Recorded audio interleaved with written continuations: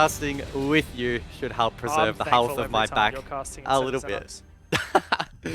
But yeah, keen to jump into this one. Such an exciting storyline between these two, both having such a devastating start to this year. Stage 1 for both of these teams, frankly, was pretty awful. But now is the chance to bounce back, and the beauty of the road to the 6 Invitational is that teams can make later runs in stages 2 and 3, accumulate points, and work really hard to try and achieve that goal. Heading into the bands though, Thatcher and Flores taken off. And honestly, I feel like this is a trend that we may well see continue throughout the entirety of stage 2. Yeah, I mean, already 3 out of the 4 bans that we saw last map, once again replicated here. People do not like Flores, or maybe it's just a matter of time. Maybe it's, he's makes a bit of a splash because he does something that no other operator does. He's an explosive utility clear, but he's not affected by the Jaeger Wamai, so it's a bit of an X factor. Just ban it because maybe teams haven't quite learned yet how to play against it. They're going to keep trialing stuff in scrims. But, of course, we do head into the game without Flores, without Thatcher, without Wamai, so just relying on the Jaeger and to some degree the Aruni to protect against projectiles. Valkyrie also getting banned out. Very, very common one. I mean, Wildcard are a team that they always kind of do the same kind of thing. Like, they're a team that is known to really just have specific strategies that they like to lead into. One of those is banning out Thatcher, Valkyrie, almost every single game. Yeah, well, one thing as well that is pretty exciting in this round is Rin jumping onto the Tachanka, and that launcher recently has been given quite a few adjustments way back in, well, not way back, but back in Year 6 Season 1.3, so the patch previous to North Star. You want me to I'll just rattle off the changes, okay? So his magazine capacity of the launcher was upped from 5 to 7, so that's a pretty big increase there. The duration of the fire that gets shot out was increased from 5 seconds to 7 seconds, and the time for it to detonate was also reduced. So it's much more effective in denying plants, similar to, I guess, a smoke, which has also been brought to the table here from Vincier. The speed of the projectile and its drop-off has also been adjusted to be more powerful, and we have seen Tachanka in glimpses in some of the other regions already in stage 2, so he may well now be a seriously viable operator in competitive. Yeah, and it's not that he's necessarily a smoke replacement, but in this case a smoke complement. Of course, we have both brought to the table. Really early control though from Invictus downstairs. Already starting this vertical plate. Preparing for it at least. The main stairs contested as well. Only a matter of time before that starts to be pressured upon. And 3 players making their way up the main stairs. Information out there for Wildcard. Speakeasy has absolutely no hesitation as he files all the way up. He's going to take out the Yokai as well. Immeren's going to put out some fire and try and reinforce over. But Wildcard are being met with the full force that IG bring to the table. Yeah, some of that plankton are now taken away, but as you mentioned, Dev, the complement of the Tachanka should help later into the round if required. Still decent control obtained here by Wildcard in some of these key positions. Red stairs held by Milo, and I believe they had some 90 as well. Yes, that is Geo. So the northern side of the map, at least in the meantime, uncontested by Invictus. Wildcard looks to close this out and trying to kind of pick that. Maybe Geo with a Nitro could find one, but there's also a player crouching down the long corridor as well. They need to be careful. It is Speakeasy. He does get the pick. Oh. The swing from Geo doesn't connect. Speakeasy with such a good start. And now it's Milo, the newest member of this roster in the 1v5. He drops one, but Hysterics will clean it up. And it's a great start for Invictus. Wow, what a introduction to Wildcard. Milo, here you go. Have a 1 versus 5. Thrown in the deep end. IG are absolutely nuts. They are on something. I think that something is fire. It certainly doesn't matter that Tachanka has brought the Shamika, because IG have brought some aggression. 3 players filing up the main stairs so early in the round. There is no hesitation. This is a team invigorated and ready to climb that ladder back up to the top of APAC. Yeah, doesn't feel like it was that long ago last year where Invictus, previously known as Giants, were quite literally at the top of the APAC region, or at least arguably top alongside Cloud9, of course, who are now in APAC North. But they were such a scary force, and they'd been around for so long. Everyone knew who they were from APAC. And that seemingly was all thrown out the window come stage 1 of 2021, where they really struggled, not only in APAC, but over the 6 Invitational as well, where they didn't make it out of the group stage. I believe they took down Makers and TSM in the group stage, and that wasn't enough for them to progress. So it's pretty safe to say that without a doubt, stage 1, or at least the first half, I guess, of 2021 has been disappointing for this Invictus roster, but like I mentioned earlier as well, there's an opportunity to bounce back. You could, theoretically, from today onwards, accumulate enough 6 Invitational points to still make it inside the top 20. I have no doubt that is still possible, and that is what I think will be fueling Invictus. Yeah, that said, of course, not getting any SI points in stage 1 means that that's going to be a heck of a lot harder, right? Like, Invictus can't be like, yeah, we'll cruise it, we'll get like 3rd place in APAC South, maybe 5th overall APAC. Nah, you really need to be like, not only topping APAC South here, but topping APAC as a whole for Invictus to really have a shot at one of those SI spots for next year. But once again, these guys waste no time whatsoever. Pat in an aggressive position, mere meters away from Hysterics, but will Hysterics find him? Pre-fire from Pat gives away his position. Hysterics is waiting, goes for the peak. Hysterics is the best rated player in all of APAC South, and a terror in the server, but he hasn't found that engagement as of yet. Pat gets away with his life. And Pat probably happy when he watches this VOD back that he didn't decide to take on Hysterics, who has been incredibly sharp despite the rest of his team struggling a little bit at the start of this year. Map control looking to be obtained here from the southern side by Invictus. Hysterics has a good foothold here, and with the Gon 6, he can begin to clear at least one piece of utility, preventing him from walking inside of Stack cleanly. Wall at bedroom is electrified, making that difficult to bust open as well. It does look like Joe is maybe going to progress on that side of the map and get something going. He doesn't have a hard breach in hand, and we could see maybe team up with Jordan, who has it. But in the meantime, they're just gaining intel, getting a feel for the objective, and maybe trying to find a pick or two before they set up for the exit. Well, bit of a util sync here on the trophy site. Good information. Did they eventually clear out that shield? Hysterics is going deep! Once again, Invictus show that they've got a lot of bite.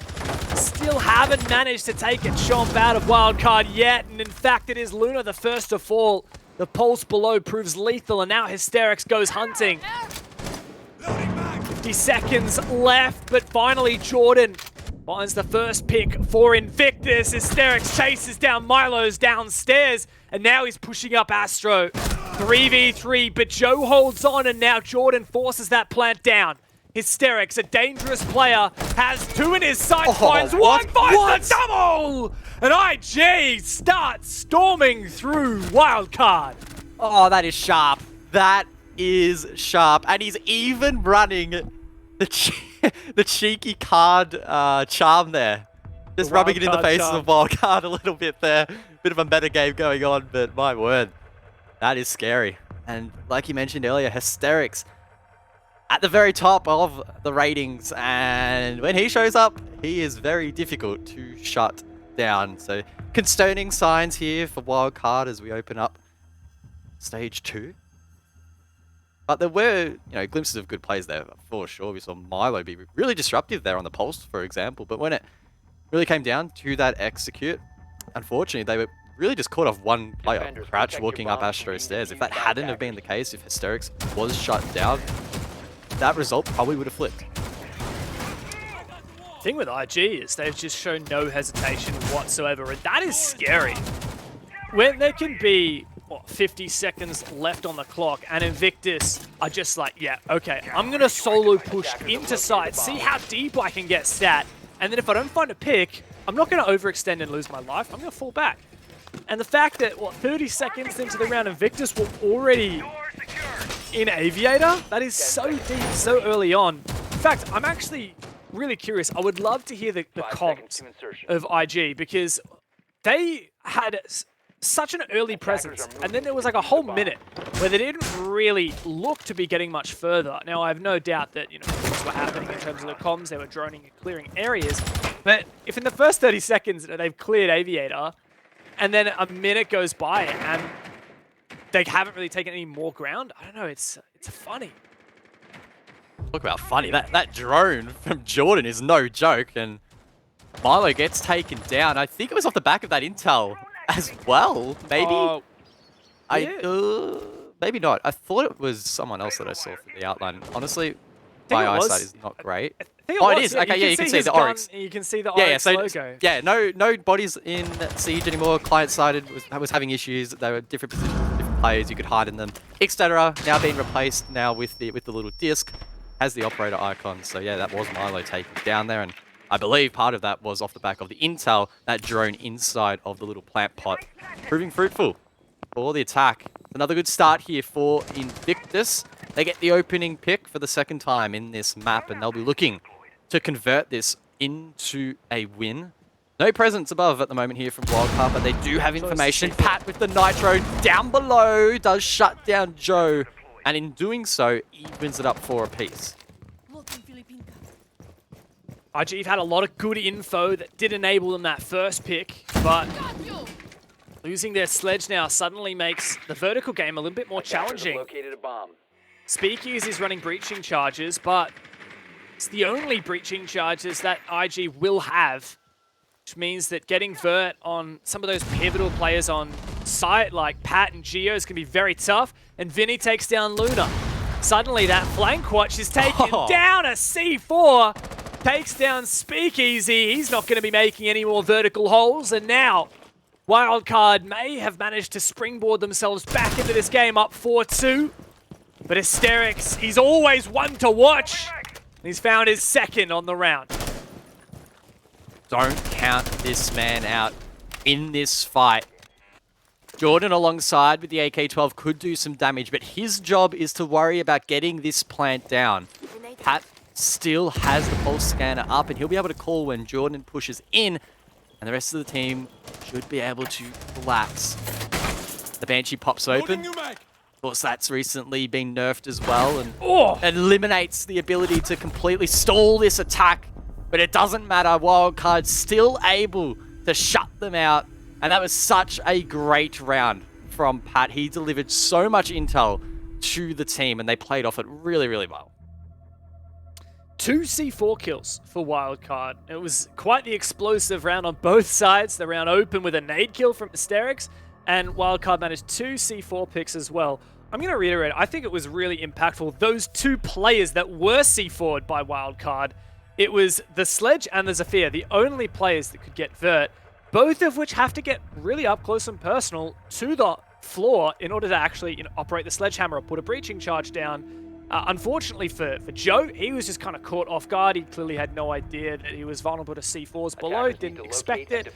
He was taken out when he was just holding an angle, but I'm pretty sure that Speakeasy was actually taken out while putting down a breaching charge. Goes to show how exposed that makes him. But now that we go back to the Aviator site, Joe switched on to the Buck. He's already played this for most of the rounds, and I feel like it's a bit of a safer way to go for that vertical ground, especially when it's a kitchen attack, as you're less vulnerable to those C4s. What I'm really looking out for here is whether Invictus take that really fast and early map control once again. Maybe. Same operators being brought to the table by both teams, as we saw on round number 1, where Invictus were able to close out the round convincingly. In fact, it was almost flawless. Milo was left in the 1-on-5, found a pick, but then was immediately prevented from pulling off anything magical.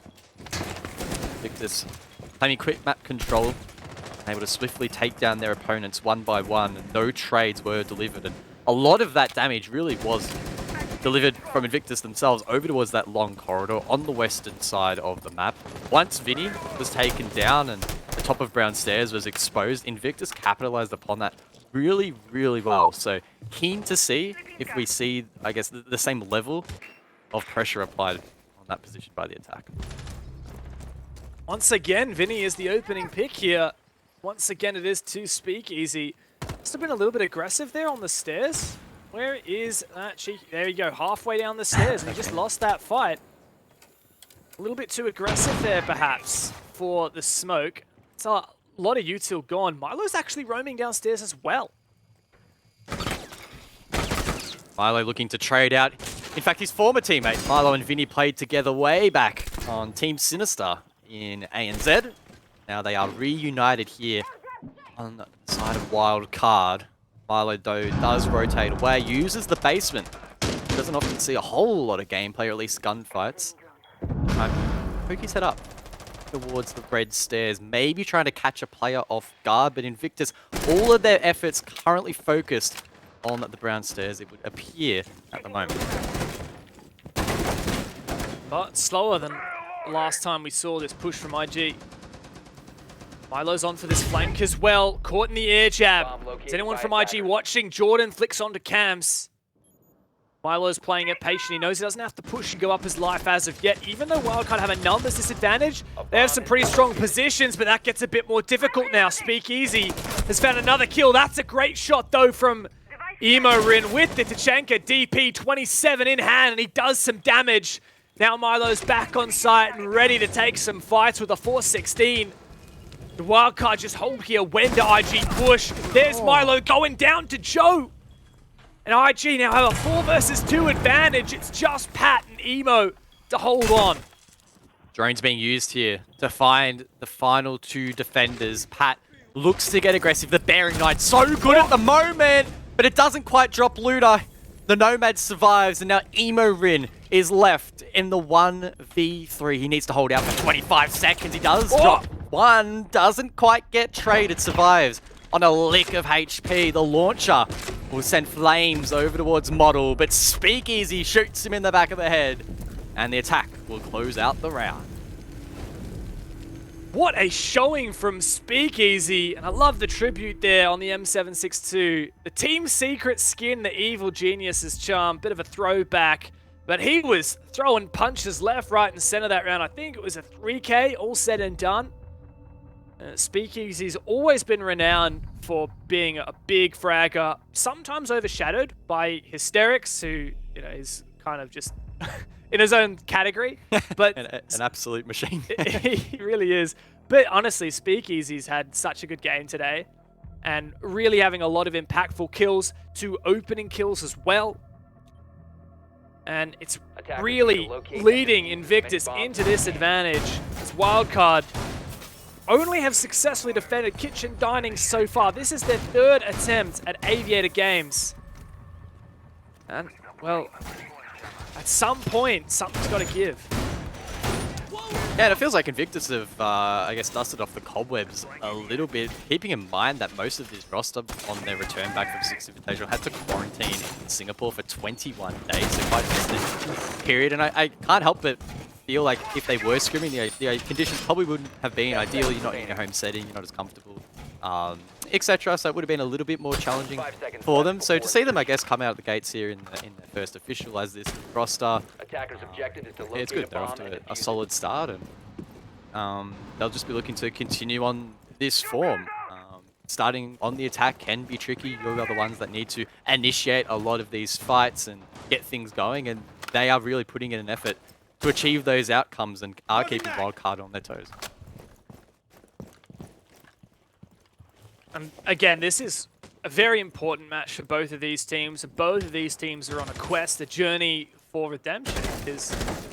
They're the 2 teams from APAC that went to the Tokoname Pro League Finals back in 2019. Both had incredibly impressive showings. Wildcard almost took down Na'Vi, who were the eventual Pro League champions. And Invictus, at the time, Aerowolf, took down the Giants at the time, which is now Rogue roster, which was a massive upset and definitely one for the history books. And while, obviously, it's been a while since 2019, I think that that event in particular really earned both of these teams their place, not just on the APAC Hall of Fame, but also the World Hall of Fame. It's not like they've won a major or an invitational or anything like that. I'm not overhyping them. But in terms of the context of APAC teams that have made an impact on the international stage, that have been impressive and turned heads overseas, these are 2 of those teams. And 2021 has been shocking for them. Wildcard lost Diesel. Unfortunately, due to personal reasons, he stepped down, and last minute Wildcard had to sub in Silex. They couldn't even get a free agent. It wasn't part. The transfer rules really made it hard for them to have a good stage one. As a result, they ended up last in APAC South, and Invictus at the time, Giants, third last. Definitely a far cry from what we expected of them, which was, oh yeah, undisputed best team in not just APAC South, but APAC. So this is the redemption for both of these teams. And it's difficult to say if we have any indication of what their permanent form will be like and how they'll stack up against other teams. This is the first step. Yeah, I mean, overall in APAC South, right, we have seen teams go through waves of volatile form, and I can't help but feel, considering both of these teams, I guess, are in a bit of a rebuilding phase, that finding consistency is going to be hard at the best of times in ideal conditions. Maybe with Wildcard competing in the Oceanic Nationals, that could help increase their form a little bit, maybe in comparison to some of their rivals. But yeah, I'm very interested to see just how they tracked. And we had the conversation, or at least teased it a little bit earlier, that both of these teams realistically still have a chance to make it to the 6th Invitational in 2022. Just got to get my numbers right there. Jeez, that's ages away, but they need to put in that harder. That's the scary part. Well, yeah, true. It is. It sounds in your head like 2022 sounds like it's ages away, but it's like, what, 6 months or whatever. So we are halfway through 2021 already, guys. Yeah, that's wild. How is that? Yeah, they need to put in a lot of work, and as you said that they don't even need to be the best in APAC South, they need to be the best in APAC, but they also need to really put it up against teams internationally to earn as many points as possible, right? In the major, that's where the real points are to be earned. So a long road ahead for both of these teams. Maybe 2022 SI isn't a realistic prospect. Just have to wait and see. Maybe 2023 is a little bit more on the cards, but you never know with Siege. Form can come out of nowhere and seemingly dissipate at any moment as well. Yeah, and it is a tough time for APAC at the moment on the global stage, right? Obviously, we haven't had a lot of global competition very much in the last 18 months, but SI 21 just passed in May was not a great result. All 3 APAC teams went out as early as they could have, unfortunately, and the only reason that Cloud9 made it to playoffs was because well, it was them or Cyclops, right? Yeah, and while we did see some really amazing games, like, you know, C9 beat FaZe, Cyclops almost beat BDS, almost beat Empire, some really impressive results from these individual teams. Even Giants, you know, taking down Makers was, I think, quite a statement, quite an impressive victory for them. But, Invictus now rather, not Giants, but it's not enough, right? And I think in terms of just overall tracking of how APAC is in terms of how much of an impact the APAC teams have made on the international stage, like if you look at a timeline, I feel like we peaked in 2019 with Norengo and Fnatic, right? Ever since then, like, yeah, Norengo and Fnatic definitely had a fall off, and it was Wildcard and Invictus that stepped up in late 2019 with the Tokoname event. That was so big, right? Like Invictus, they beat the now Rogue roster. Like that was such a pivotal moment for APAC history. Ever since then, it's been shocking. 6th Invitational 2020, you know, before all the lockdown and the break of the global competitions, even that was terrible for the APAC teams. And so both of these teams had to redeem themselves within our region, but also then someone's got to redeem APAC as a whole.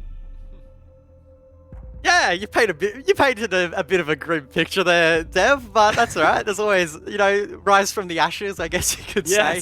APAC has, APAC's had it rough. You know, they were introduced later into the program.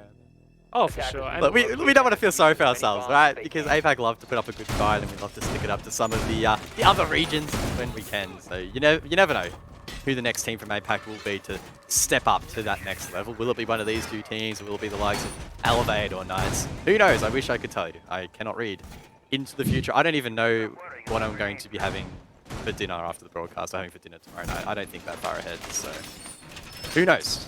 Have to wait and see. Yeah, this is where you and me differ. See, I do meal prep. You're smart, and I'm not. Yeah. And I live at home, and you don't. I'm a mummy's boy, and you're probably not. Yeah. Oh, maybe you are. Yeah, you probably are, actually. I take that back. I'm fortunate enough to have good relationships with both my parents. My dad and I play chess, but he's really bad, so I beat him all the time. Even though I'm really bad, which you can attest to, because you beat me all the time. Well, yeah, and I'm not really that good, so I don't know what that says about you. And Silex, who coaches Wildcard, beats both of us all the time. Yeah, Silex is big brain. That's why he's the team manager of Wildcard, and we're just casters who aren't very good at the game either. We're not very good at Siege, but well, We try. we do. And talk about trying. Wildcard will be trying to get themselves back into this like that. on the back of the rehost. Yeah, those footholds inside a piano. Yeah. That's a very spicy angle, and Geo playing it quite aggressively. How about that read as well, though? Because every single round, Invictus are really early taking piano control, right? And getting this vertical game. Wildcard like, hey, give me some low holes so they can't just walk into piano willy-nilly. We can contest them on the long angle. And even if that doesn't net a kill, right? Even if it only nets, what, that 45 damage onto Joe, it might... Wait. Oh. Wait a second. What? Speakeasy, what are you doing? What are you doing? Speakeasy straight into sight. He is traded, but it's a 3-on-3, and that spanner's been thrown into the work. It's gunked up the gears, and now Wildcard are suddenly on the verge of the bomb site being stolen from them, but Invictus have taken too long. Now it's a 2-on-2. There's so much time, we're not even halfway through the rounds, but almost everyone in the server is dead. Hysterics is still alive, and he is one of the most dangerous players in the world. Vinny and Pat to hold on now. The IG are red hot, and they have shown they are not afraid to make some plays. Hysterics now patient, waiting, timing this push with Joe. Joe goes for the peak. Sandwiched between multiple angles are the Wildcard players. Hysterics goes deep, spots out one player. There's Vinny going down, but it's a one-on-one. Pat against the rookie for IG. Joe, sub for season upon season. And now he steps up to the plate. He's got to make this count. Grabs that diffuser and peels back into games. Looks to make a plant happen. Does Pat have a yokai drone? He does, but they're nowhere near. He can't deny. He's going to have to play the post plant. At least he can use this for some info. Get his teammates on that. 3 of teammates are on the yokai drones. Then now Joe trying his best to hold this position. The elevated angle for Pat, the spray! And Joe's still alive, just dancing around the bar. Pat needs to land the shots, but Joe clutches it! What was the most elongated 1v1? Joe holds on for IG. You can take a breath now, Dev. You can Thanks, take a man. long, deep Alright. breath. That was, yeah, quite an extended 1v1 there at the end. You could see Wildcard on the updated HUD were watching those yokai drones intently for Pat giving out calls, but unfortunately they weren't quite positioned close enough to Joe. He was able to stick that plant and then was able to play the post plant to perfection. He closes out the round. And Aviator Games looks very, very dire for Wildcard. That is 3 occasions now of the 3 they have attempted that the attack has prevailed. Wildcard, I don't think we'll be going back there if we end up going to overtime. Yeah, definitely not a strong showing for Wildcard on that bomb site. Thankfully, they can go back to Kitchen Trophy, or Kitchen Dining rather, which is the only bomb site we've seen Wildcard get a win on so far this map. Now, that said, 2-4 half, would that be all that bad? Would that be game over here for Wildcard? I don't know. Is this salvageable? I feel like it is. Yeah. I think it is too. It's going to come down to the mental game, as it often does in Siege. I don't think statistically Wildcard are out of this matchup, even again if they lose this round. It's still a great opportunity for them to bounce back, but I can't help but feel on the flip side though that some of the ways these rounds have been executed by Invictus have to be frustrating, right? Like that last round, for example, Hysterics literally just hot breaches into Skull window, finds a 2k and turns the round on its head. Only a minute in, right? And you're not expecting that as the defense. That can be incredibly frustrating when something unplanned happens that disrupts the plans of your own. It can be difficult, I guess, to adjust to that and bounce back.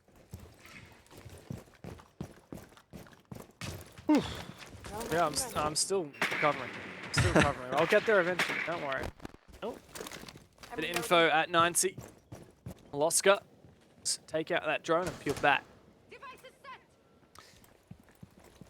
Like this pressure downstairs as well, though, for IG. And like you're saying, I very much agree with you. One of the things that we're seeing is really just setting Invictus apart is the fact that they absolutely send it when they decide to absolutely send it.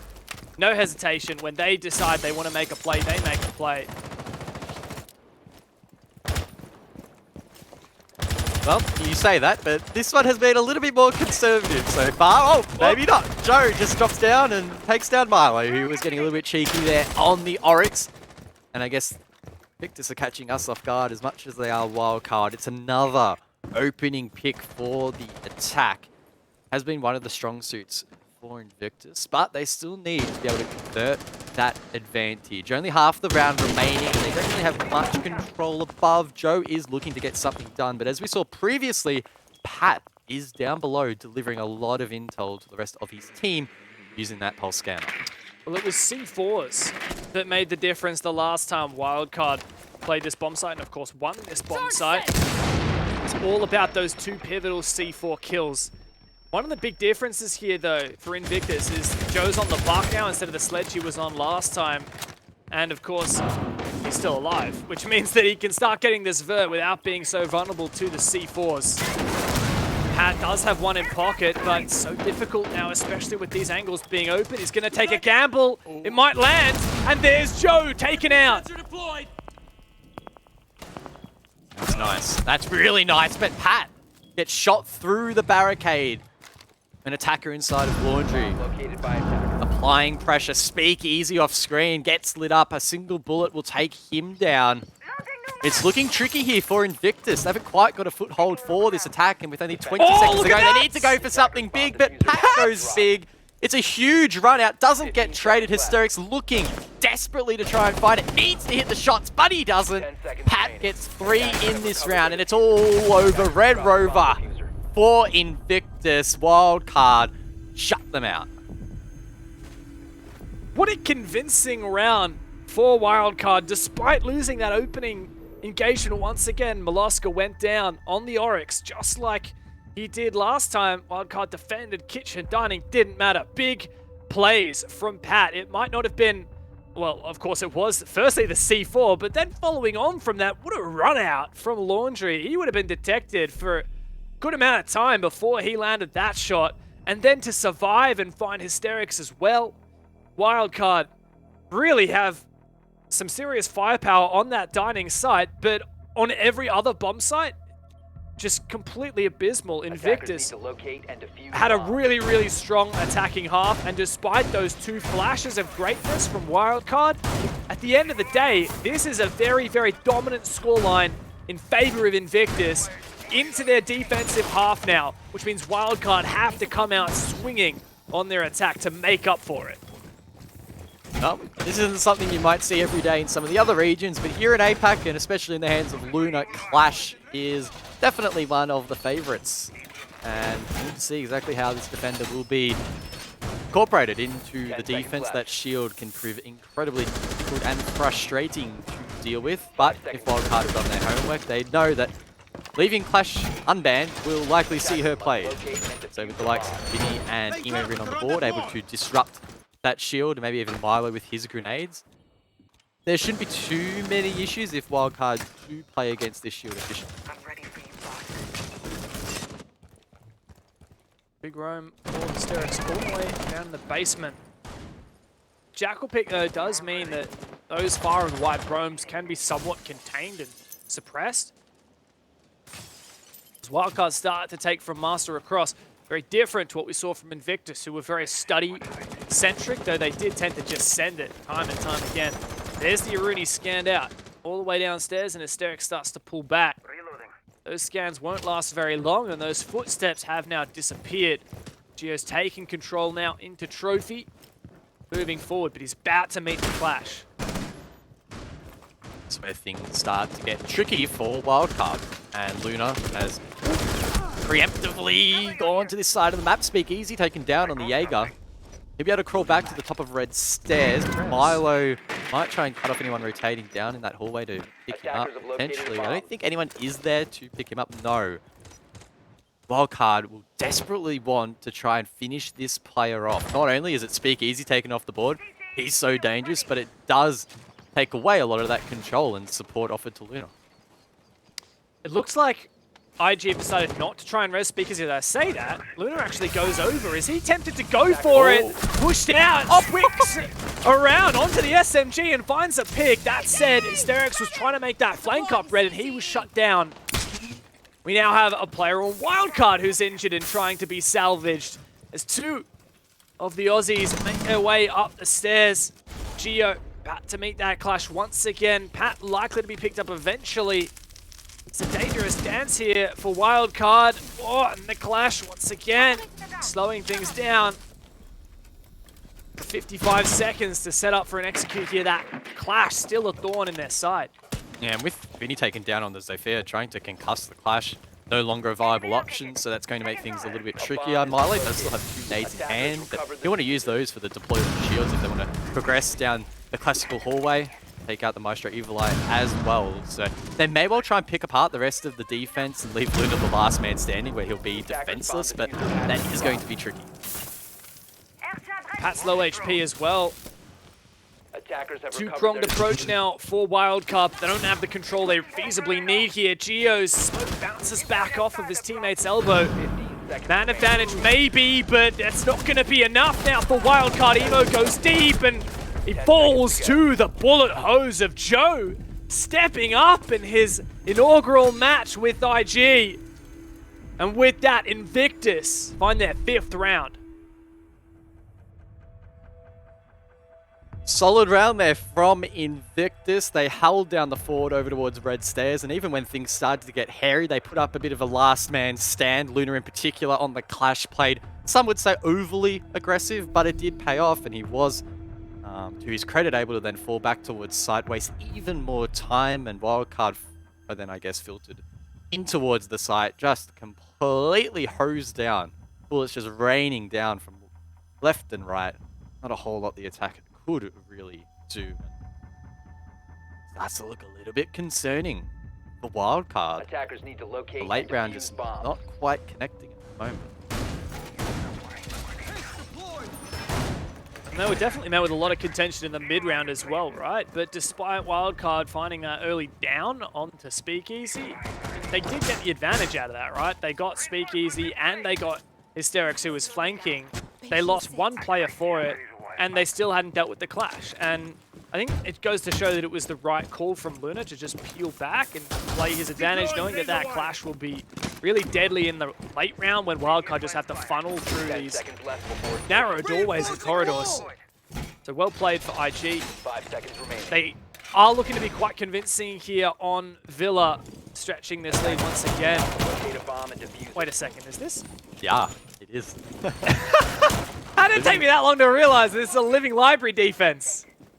Yeah, well, Living Library, the objective we see the least here on Villa, and part of that is because it's really just not in the meta, but it also requires quite a complex setup and the defense to be tight-knit. Only 2 players on site, that is Speakeasy and Hysterics. The rest presumably playing above, and Wildcard will be looking to test that Jordan. Aggressive over towards bedroom. Doesn't quite prevent the players getting on towards the balcony. Gets thrown out and will fall back. Released attempt to get shot at, but will scathe away still with full HP. Wildcard will be disappointed they didn't find this early pick, but they should be able to start taking control. One of the key parts of this defense is that hold and vault up in AVG upstairs, but this defense can fall apart should the attack find a couple picks. We can see those vertical holes from Joe, likely those evil eyes on the bomb site as well. Really hard to go for a plant there on site with those holes still up and a player upstairs. For Wildcard, I feel like the slow and structured approach of trying to set up for a plant is not the play here. I feel like they've got to play to try and gain a man advantage, try and expose some weaknesses in Invictus and punish any player that's not tightly wound as part of the strat and covered by a teammate. Yep, slow and steady though does tend to be the approach from Wildcard, at least historically. Maybe with Milo on the team it has been sped up a little bit. But it hasn't really felt like that too much so far. We are almost 2 minutes into the round, and yes, Wildcard have good control over the north, but they haven't really put much pressure above. Instead, going horizontally, lines of sight or entry points even established here over towards the clock. But I can't help but feel the vertical above will have lines of sight towards this position. I don't know exactly how deep it goes. Maybe. Yeah, well, there you go. So even if they get in, it's going to be really difficult to get this plant down. You can see Luna is literally got a perfect line of sight over towards that breach. Like, this is the ideal plant spot, right? The only real weakness to that plant spot on the breach is this vertical line. So Luna really needs to be pressured here, but it doesn't look like Wildcard is really prepared for this, especially with Speakeasy on site. Such a strong position, and he can swing at any time. Only 25 seconds left as well, and Invictus are covering all their bases. Wildcard, what is the play? Such a difficult setup for them, but flashed out on site. Speakeasy, 15 seconds. Wildcard, 5v5 on the last minute push. The smoke goes through. Speakeasy swings, falls, and now Lunametal trying to cover from above, but Wildcard step up massively. Pat's getting that diffuser planted, and IG have been caught with their pants down. There's 2 players left for this retake now. As Hysterics and Joe have to step up. 3 players from Wildcard up. 1 player on the ground for information. That air jab does. Oh no! Vinny gets Hysterics with the Claymore. Revenge for himself. And now Joe once again needs to clutch. But Wildcard have played this to a T. It may have been slow and steady, but there's surely no way they can lose this one. And they finally find their first attack round. It looks scary there for Wildcard. Luna with the vert. We thought that he was going to be the man to win it for Invictus. We thought that he would shut that attack down, prevent the plant from going down, but in the midst of all that chaos, his impact, not enough. Players in sight flashed, smokes used by the attack to cut off lines of sight, and amongst all that, Wildcard do come out on top. They'll be happy with that result. They managed to take down Living and Library, the site that we very rarely see here on Villa. Invictus trying to be a little bit cheeky, but it doesn't pay off. And they'll rotate over towards Dining and Kitchen as a result. I just love that attack so much. Even though it was a bit strange, you know, it was very classic old Wildcard. 15 seconds left. Literally 10 seconds on the clock, and it was a 5v5. That was when the first kill came out.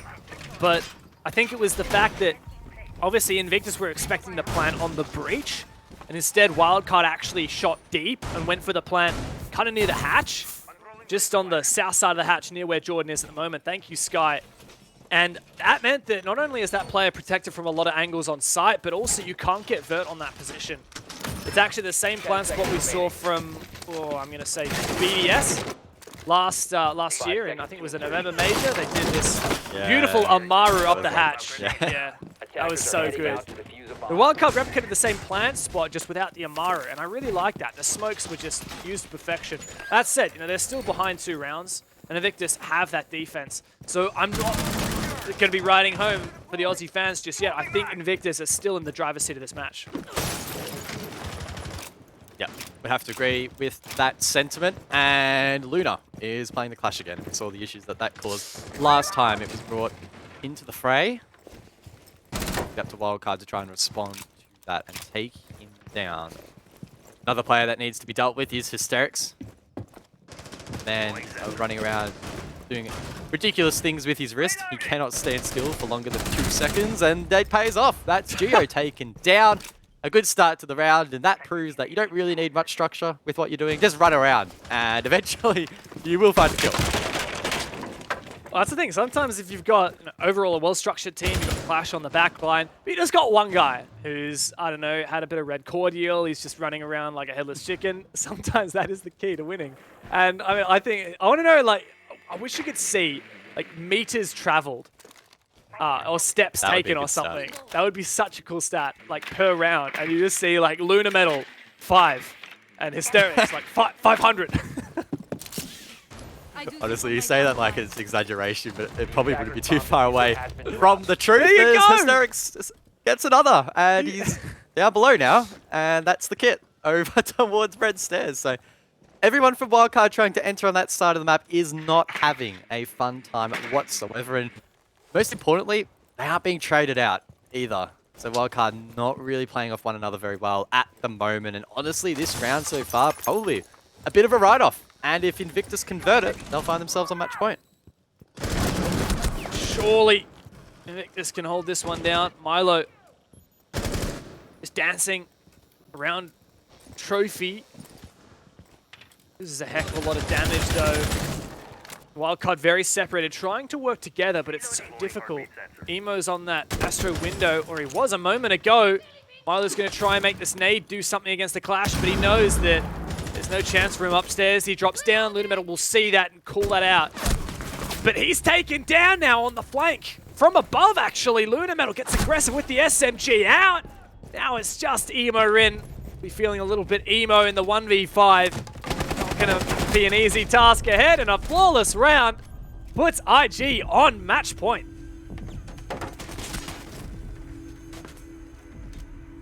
Good work from Invictus. Wildcard not having a very fun time at the moment. Asterix is just so insane, dude. We saw it in stage 1. Even when Invictus was struggling, he was constantly stepping up. And so far here in stage 2, he's replicating that really good form. Really positive to see from him. But again, it's not always just a case of one player stepping up. The rest of the team doing their jobs as well. Luna is one that also comes to mind. Playing quite aggressively on the Clash. Saw he might not be covering a lot of ground, but he is getting that timing right perfectly. There's so many times where you see a Clash refuse to change to the SMG or put the shield on the back, change to the SMG. And when they do, they always get the timing wrong. But for whatever reason, Luna is getting a down pat absolutely perfectly and just timing it to a T. He just knows when to bring it out and when he's going to get that kill every single time. And yeah, Wildcard not having a fun time dealing with that headache at the moment. Yeah, man. Look, 3 rounds in a row for Wildcard to try and make this comeback happen. I can be optimistic for them. I don't think it's going to happen. Look, I pick Wildcard to win this game. My kind of, in my brain, the way I figured it right is, look, Joe compared to Ysera, I mean, I think maybe in the long term it would be an upgrade, but in the short term, I can't help but just expect it would be a downgrade. And for Wildcard, like, Milo over Silex, upgraded every way except for his chess capabilities. I mean, who can beat Silex at chess? I don't know about that. Have you seen Silex Milo with the SMG in hand? Like, I don't think Milo's ever gotten a kill with the SMG. Oh, well, I don't know. I'm hyping up Milo a lot, but he hasn't been a massive player this game. He's had some good attacks, 3 opening kills, 3 opening deaths as well, though. So 50-50 on those opening engagements. But what I was saying is, like, on paper, right, I rate Milo really, really highly. I think in terms of his shot calling ability, I think in terms of, you know, his temper and just like what he can bring to kind of like the more just general comms and like mental side of the team, that will be really good. Plus, he's a really good fragger. So I just figured, like, okay, well, Wildcard, and they've got Milo, big upgrade in the play department, plus they have Rousey, we haven't really touched on, formerly coaching the European Rogue roster. Like, surely that's going to make a big difference for Wildcard. And clearly, I mean, if it has... What is this engagement? Sorry to cut you, but what is this engagement? Speakeasy is using Luna as a portable mirror to try and spawn me. I respect the goal from Speakeasy to be like, yeah, I respect it as well, but that has got to be super frustrating as an attacker. Either way, Wildcard eventually give up on that, and we'll start to take some control, which is good to see a minute into the round. Yeah, we have hyped Speakeasy, right? Because he had some really good attacking rounds, but defense has been a bit of a sleeper. We can see, of course, we had a rehost, but he is actually negative in the KD since that rehost. It's also the opening pick 2 of the 3 defense rounds so far.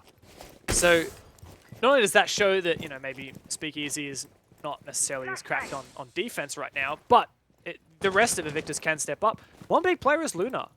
The Clash has just been so impactful. Vinny's the flank over towards Pantry. Do Wildcard think there's a player down below on that side of the map? I mean, there isn't. We can see on the overhead. Oh. Eric Shaw is down below, but he's on See Prince. their side of the map. No. It doesn't matter though. He still has an impact. Geo does trade it immediately, however. A very big pick from the Jackal. If that had have gone the other way, Invictus surely would have claimed this round, but Geo steps up and Wildcard hold on. It's the first opening pick that has been traded all game, and Wildcard are in a much better position than they were the previous time they were attacking this bomb side. But Lunametal's actually in a really strong position. Should he start to feel some pressure, he can fall back and get that arena gate to protect him from projectiles. 50 seconds left, and Wildcard, it seems to be, for the most part, a single-pronged approach. they're still having to deal with this clash. And Luna playing quite a similar position, a similar role here inside of Model or Aviator. Playing quite deep, preventing that entry over towards the top of Red Stairs near Skull. Just sitting back and waiting and forcing Wildcard to filter in towards the site. That's what they did last time. They got absolutely gunned down. They need to desperately clear the clash, but it's easier said than done. What? This is a pivotal fight for Emo, but he can't land anything. And now into the meat grinder they go. Wildcard desperately go deep, but Luna is there, and Vinny, there's absolutely nothing he can do. Luna Metal with the 360. That is Invictus Gaming International with their first victory and their debut match in Rainbow Six. A good start to stage 2 for Invictus. A big statement being made here, and Wildcard left to lick their wounds a little bit, unable to deal with the frustrations thrown at them. Those obstacles proving too difficult to overcome. Hysterics went big. Joe, on his debut, went massive as well. And I'm sure Invictus will be thrilled with that result. Big moment now for Invictus. Not only was that a victory, but it was a convincing victory and a much needed one, of course, on the back of SI, on the back of the roster change, on the back of the big organization picking them up. There are a lot of questions that are yet to be answered. And while they haven't completely restored themselves to their former glory, while they have only taken down Wildcard, which was the lowest rated team out of stage 1, this is the first step of many for this new Invictus roster. Yeah, they caught me off guard. I genuinely did believe that Wildcard were going to be the stronger team heading in to this matchup. I just felt like Invictus probably were in their heads a little bit too much, especially based on their stage 1 results and SI not quite going to plan, but they bounced back really, really nicely. They looked cleaner overall. Their top players were stepping up. Their support players as well having a huge impact. I know we said it a couple of times, but Luna, for example, on that clash, we saw it perfectly in that last round, right? Just absolutely impossible to deal with. He was just slowly backing, slowly backing, slowly backing. There was just nothing that Wildcard could do to deal with him. And the rest of the meat grinder did their job, and they sent Wildcard packing with 0 points, which is really disappointing for the Aussies. But Invictus, they can hold their heads high. Yeah, for sure, but no doubt a bittersweet moment for Luna in particular. This is the first game he has played in official comp without his long-time partner in crime, Ysera, in what has been, 10.5 years. We'll have a chat to him in just a minute on the interview. Before that, the guys on the desk will run us through what happened that game. Well, Invictus ended stage 1 with a victory over Wildcard, then Giants, now of course IG, and they start stage 2 with a win over Wildcard. Some things never change, Raven. A really solid performance in the end though, 7-3 on Villa. They looked convincing. They looked like a team that is going to be competing for a top 4 position rather than a bottom 4 this time. Yeah, definitely. They were convincing. They looked like they had, I'm not going to go far as saying reborn, but they just looked a lot cleaner than they were looking in stage 1. Even just some of like the tight strategies they had. Guz pointed out the clash use that we were seeing from Luna. I think paired with the Aruni as well in that last sequence of play was just incredible, because he's just standing there with the gate open. Wildcard are trying to flush him out, and then as he pushes back, they still have to deal with the gate anyway. Like, just some of those strategies that were really punishing the mistakes and speed that Wildcard were bringing to those attacks. Just overall, yeah, Invictus looking really clean. Yeah, doubling down on issues. I think that we've always seen the Australian team struggle with whenever we see a shield out, I feel like the Australian team seem to struggle, whether it's the Clash, whether it's the Monty.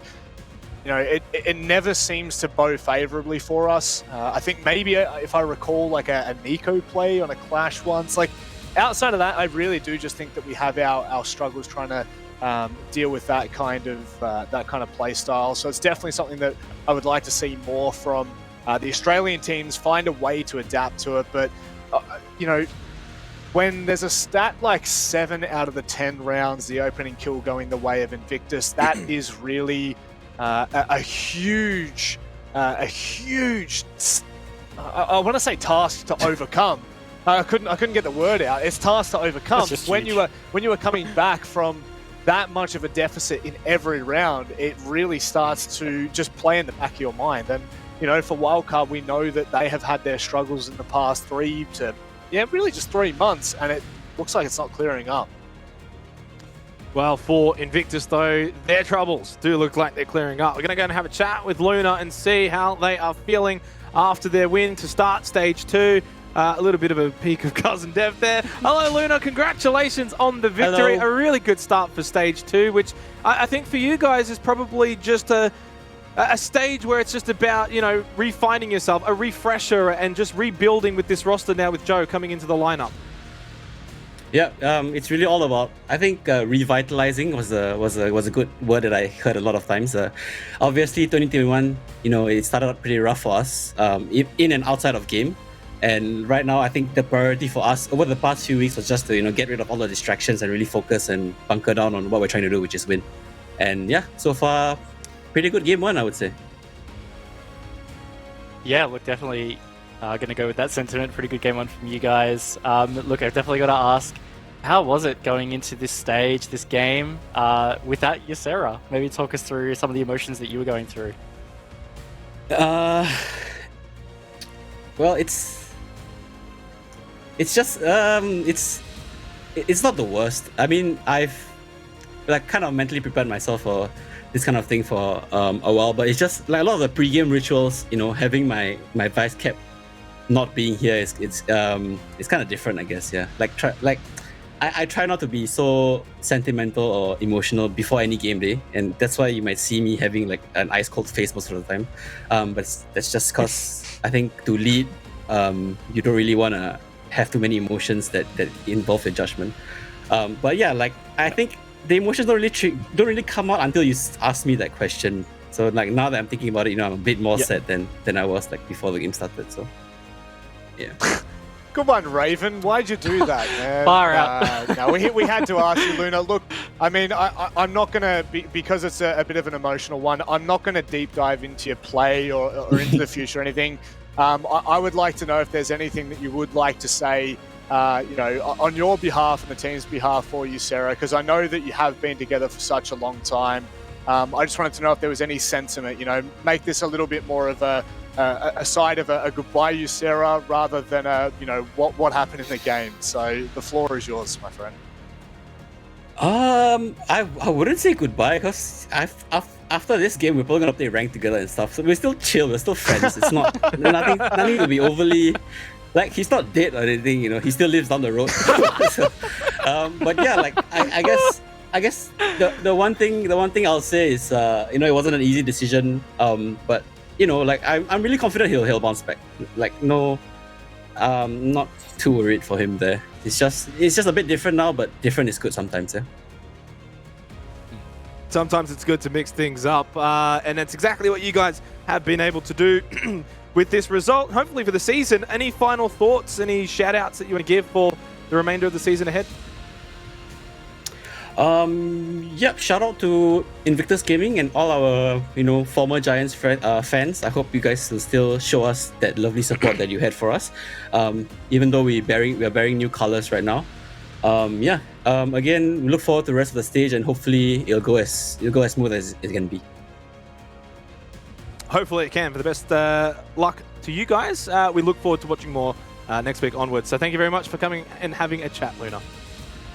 Okay, thanks guys. Have a good one.